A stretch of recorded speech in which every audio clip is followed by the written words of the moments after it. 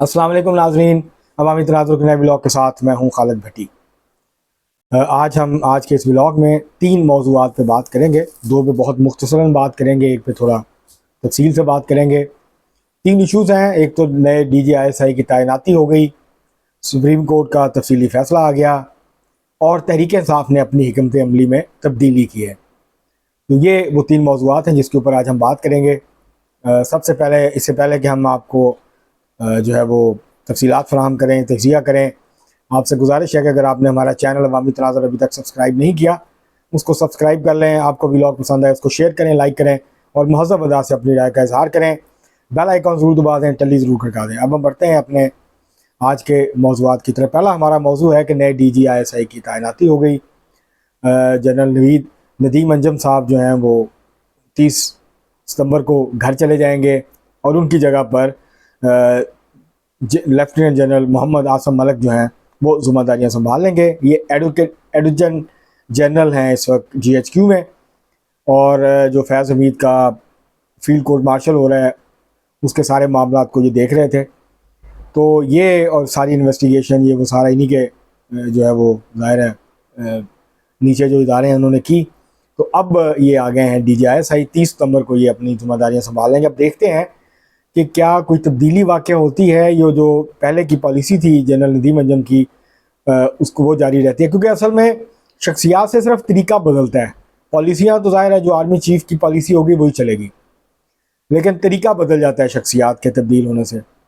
कुछ बहुत सख्ती के साथ मामला को आगे बढ़ाते हैं। हर किसी का अपना तरीका होता है काम करने का। अब देखते हैं कि आसम मलिक साहब जो हैं ये कैसे मामला को आगे बढ़ाते हैं। एक तो ये मामला है, इसके हवाले से लगता यह है कि तहरीक इंसाफ ने इसको कोई बहुत अच्छे तरीके से नहीं लिया इस तब्दीली को।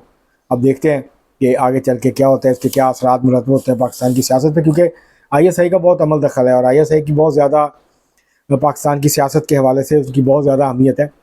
तो भी देखते हैं अब क्या आगे चल के जो है वो क्या होता है। दूसरी जो है मौजू जिस पर बात करनी है वो है सुप्रीम कोर्ट का तफसीली फ़ैसला। जो मुख्तसर फ़ैसला आया था उसको एक्सपेंड करके उन्होंने 70 सफ़ों पे कर दिया।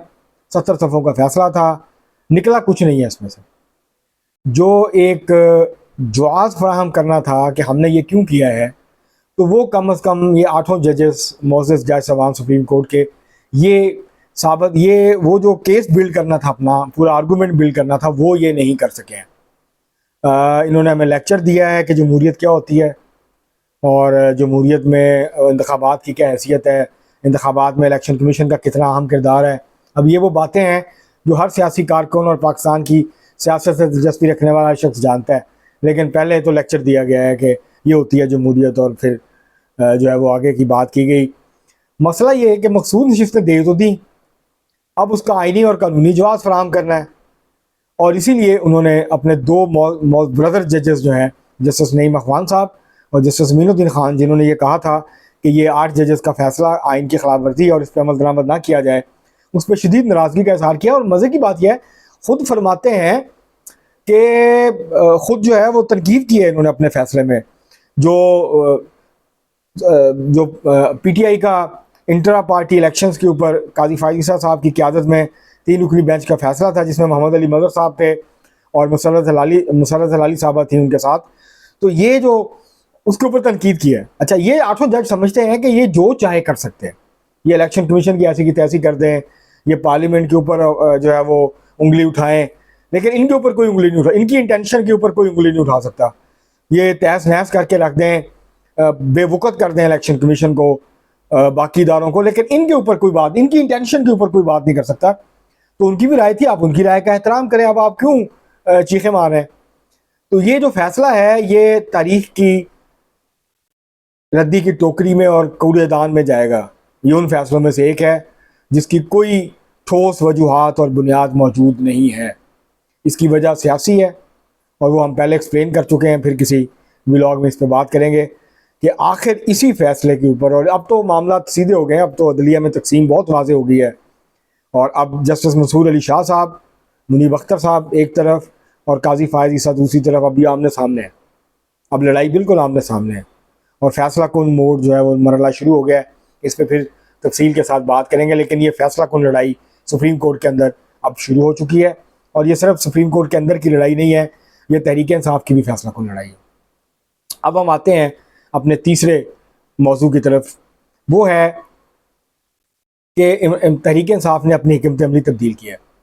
परसों जो है वो अली मीन गंडापुर जो चीफ मिनिस्टर हैं, उन्होंने ऐलान किया था कि हम मियाँ वाली में 29 सितंबर को जलसा करेंगे इतवार को, और उसके बाद पिंडी में जलसा करेंगे। अब इमरान खान साहब ने जेल से हिदायत जारी किए हैं, पार्टी लीडर्स को बुला के उनको कहा कि अब मेरा मियाँ वाली का जलसा जब चाहेंगे हम कर लेंगे, उसको मनसूख करो। पहले रावलपिंडी में जलसा करो और उसके बाद लाहौर में जलसा करो, और लाहौर में मीनार पाकिस्तान जलसा करो। हुकूमत इजाज़त देती है, नहीं देती है, शहीद हो जाओ, मर जाओ, मार दो, लेकिन मीनार पाकिस्तान जलसा करना है। अब ये जो अचानक तब्दीली आई है, इसकी क्या वजह है? मुझे ये लगता है कि इमरान खान साहब को इस बात का एहसास बहुत तेज़ी के साथ होता जा रहा है कि उनके गिर्द घेरा तंग हो रहा है। उनके और मिलिट्री ट्रायल के दरमियान जो फासला है वो बहुत कम रह गया है, वो वक्त के साथ साथ फासला कम होता जा रहा है, और वो समझते हैं कि ये आखिरी मौका है। एक तो पिंडी में जलसा वो इसलिए करना चाहते हैं मियाँ वाली की जगह कि पिंडी के ऊपर दबाव बढ़ाया जाए, पिंडी के ऊपर जो है वो दबाव बढ़ाया जाए, वहाँ पे बहुत बड़ी तादाद में लोगों को जमा करके। अब देखते हैं हुकूमत इजाज़त देती है या नहीं देती। लेकिन दो हिकमत अमली में दो तब्दीलियाँ, एक तो ये कि जो लाहौर का नाकाम जलसा था, अब तो PTI की क़यादत भी मान रही है।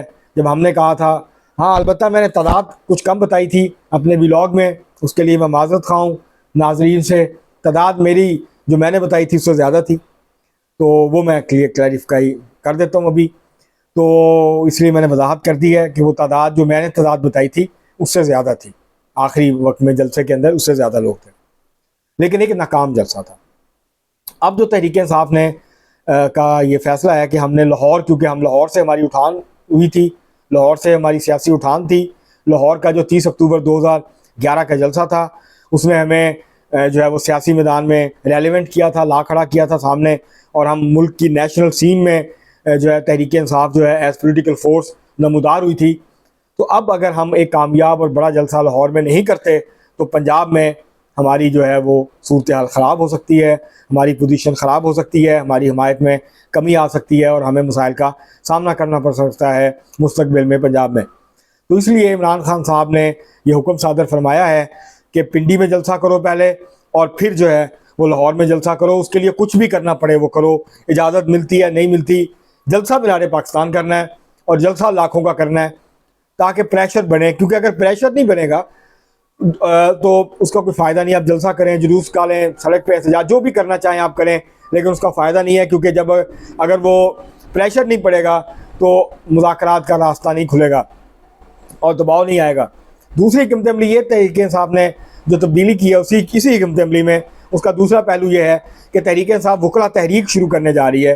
तहरीक इंसाफ की कोशिश है कि एक नई वकला तहरीक शुरू की जाए 2007 की तर्ज पे, एक बड़ी, और उसके गिर्द एक सियासी तहरीक जो है उसको खड़ा किया जाए, जिसका मौजू होगा अदलिया की आज़ादी, आइन की बहाली, इस तरह के जो इंसानी हकूक़, इस तरह की जो चीज़ें हैं, इसके ऊपर तहरीक इंसाफ जो है एक बड़ी तहरीक चलाने की तरफ जो है वो जाती नज़र आती है।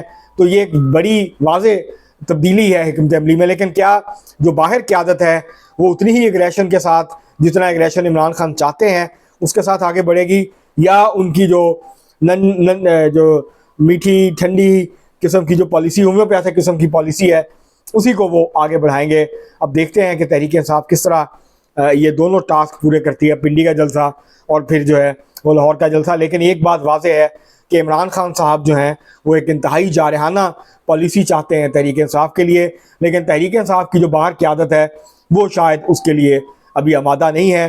अब इसके दो नतीजे निकलेंगे। अगर तहरीक इंसाफ की मौजूदा क़यादत इमरान खान की तवक्कुआत पर पूरा नहीं उतरती तो फिर ये क़यादत जो है वो तब्दील हो सकती है, इमरान खान को ये करना पड़ेगा। लेकिन और अगर ये जारहाना हिकमत अमली अपनाती है तहरीक इंसाफ तो फिर टकराव की कैफियत बनेगी, और फिर टकराव के नतीजे में ज़ाहिर है रियासती ताकत का बेदरेग इस्तेमाल होगा, और तहरीक इंसाफ के ऊपर एक और जो है वो सख्त वक्त जो है वो आ सकता है। जो इस वक्त हाथ थोड़ा सा ढीला हुआ है वो मज़ीद सख्त हो सकता है। तो ये अब देखते हैं तहरीक इंसाफ अपनी नई हिकमत अमली में कामयाब होती है या इसका नतीजा पहले वाला निकलता है। अब तक के लिए इतना ही, बहुत शुक्रिया।